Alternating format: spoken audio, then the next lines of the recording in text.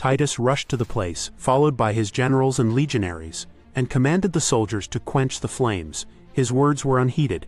In their fury, the soldiers hurled blazing brands into the chambers adjoining the temple, and then with their swords they slaughtered in great numbers those who had found shelter there. Blood flowed down the temple steps like water. Thousands upon thousands of Jews perished. Above the sound of battle, voices were heard shouting, "Ichabod! The glory is departed." The slaughter within was even more dreadful than the spectacle from without. Men and women, old and young, insurgents and priests, those who fought, and those who entreated mercy, were hewn down in indiscriminate carnage. The number of the slain exceeded that of the slayers. The legionaries had to clamber over heaps of dead to carry on the work of extermination. Milman, The History of the Jews, Book 16.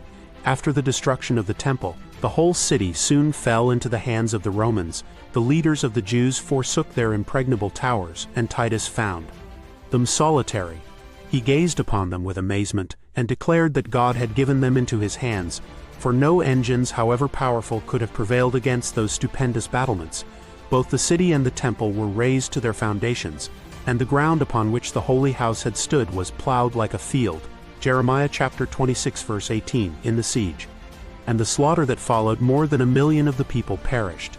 The survivors were carried away as captives, sold as slaves, dragged to Rome to grace the conqueror's triumph, thrown to wild beasts in the amphitheaters, or scattered as homeless wanderers throughout the earth.